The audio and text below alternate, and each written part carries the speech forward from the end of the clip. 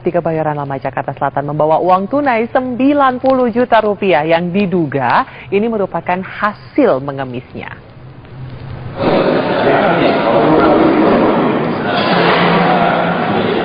Siapa yang menyangka sosok Muklis, 64 tahun, pria asal Sumatera Barat ini menyimpan uang puluhan juta rupiah yang selalu dibawanya setiap hari mengemis di Jalan Raya Jakarta. Muklis ditangkap petugas penjangkauan penanganan penyandang kesejahteraan sosial Jakarta Selatan di bawah flyover Kebayoran Lama saat dirinya sedang beristirahat. Saat diperiksa, petugas menemukan uang tunai 90 juta rupiah dari dalam kantong celananya. Uang puluhan juta rupiah ini disimpan di dalam celana yang berlapis 3. Uang 90 juta rupiah ini dikumpulkan Muklis selama 6 tahun lamanya. Muklis akan pulang kampung jika dirinya berhasil mengumpulkan uang sebanyak 200 juta rupiah. Berapa sehari? 4. Namun dirinya mengelak jika uang yang dikumpulkan merupakan hasil mengemis. Uang-uang tersebut merupakan hasil bekerja serabutan selama di Jakarta. Gaji pagi berapa kalau kerja? Jajanannya cuma 10.000. 10.000. Tapi cukup lah. Per hari? Per hari 10.000 atau gimana Pak Haji? Terus dapat uang 90 juta. Bukan, itu kerja-kerja yang lain. Sebelum itu ada kerja mengangkat, kadang-kadang ngelas, dan bukan macam-macam kerja. Angkat muatan, dulu banyak waktu tempo masih ada, bongkar koran, bongkar muatan. Itu ngumpulin duit 90 juta sampai 6 tahun. 6 tahun. 6 tahun dikumpulkan, yang bekas-bekas itu ditukarkan dengan yang baru. Menurut Masyudi, Kepala Panti Sosial Bina Insani Kedoya Jakarta Barat, pengemis Muklis sudah 2 kali tertangkap oleh petugas dinas sosial.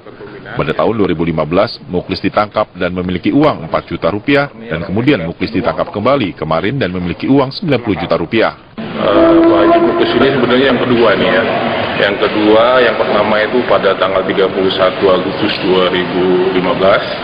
Yang kemarin tanggal 11 Oktober 2016, ini yang kedua. Jadi hitungannya 1 tahun 2 bulan lah dia udah balik lagi ke sini dengan kondisi sama tertangkap oleh teman-teman dari petugas P3S kita yang ada di wilayah Jakarta Selatan. Kini Muklis diamankan oleh Dinas Sosial Kedoya untuk dilakukan pembinaan.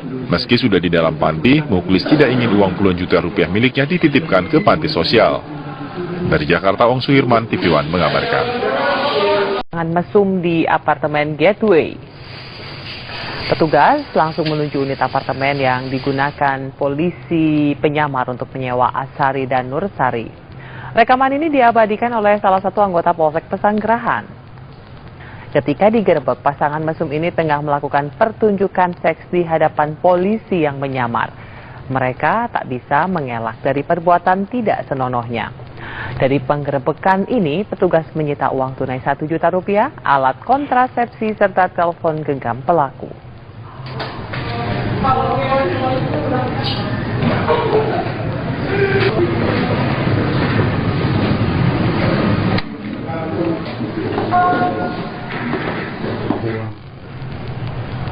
Masih dari ibu kota Jakarta, seorang pengemis sejoli yang sengaja mempertontonkan aktivitas seksualnya di Pesanggerahan Jakarta Selatan dibekuk. Pasangan itu menarik uang hingga 1,5 juta rupiah untuk orang yang ingin melihat aktivitas mereka.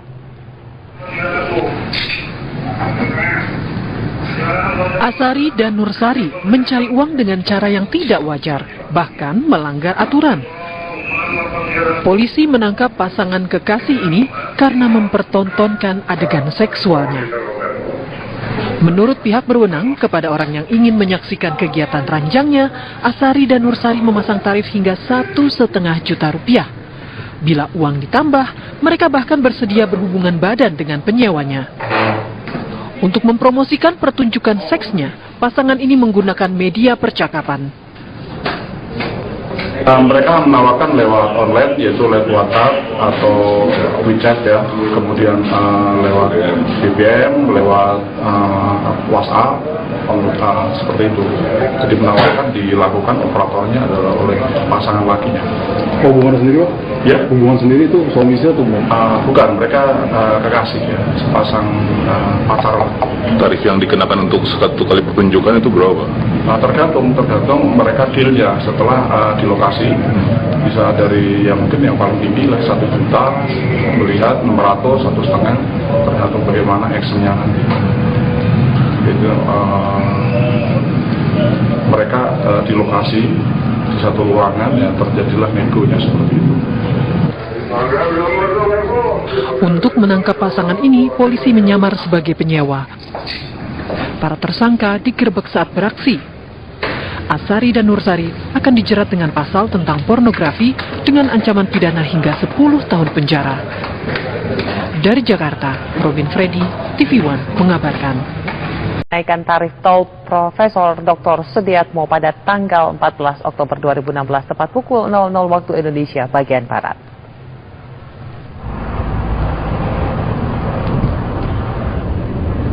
Tol Sudiatmo merupakan ruas tol yang menghubungkan wilayah Jakarta menuju Bandara Internasional Soekarno-Hatta. Rencananya Badan Pengatur Jalan Tol atau BPJT akan mulai menaikkan tarif tol pada tanggal 14 Oktober 2016 tepat pukul 00 waktu Indonesia bagian Barat.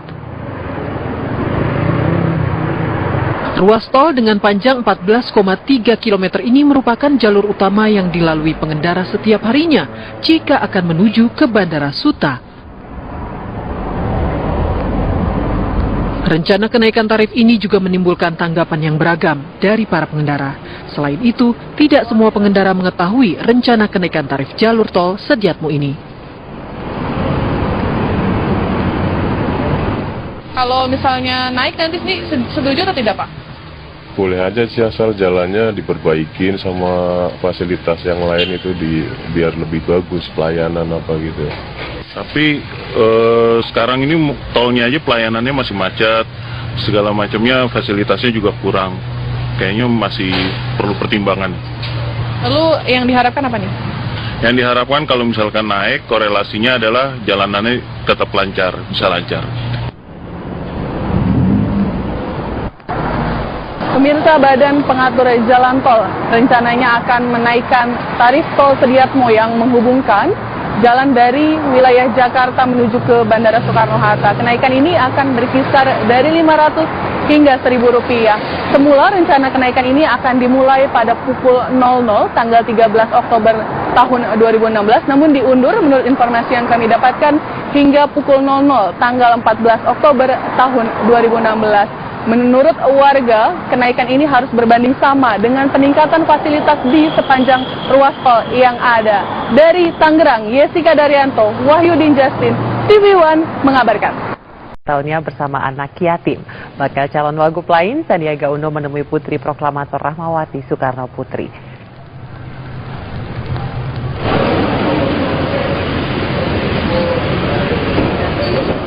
Bakal calon gubernur petahana DKI Jakarta Basuki Cahayapurnama menjelaskan ia mendapat pesan dari Ketua Umum PDI Perjuangan Megawati Soekarno Putri untuk lebih berhati-hati. Namun Ahok membantah dugaan bahwa ia diminta puasa bicara setelah pernyataannya di Kepulauan Seribu yang menuai kontroversi. Kalau Bu Mega juga bilang hati-hati kayak kamu nanya-nanya melulu gitu. Kenapa Bapak saya mengirim bicara soal masalah pilkada? Orang kita kerja udah mau cuti dengan setahun. Puasa ngomong gimana? Aku datang ngomong melulu.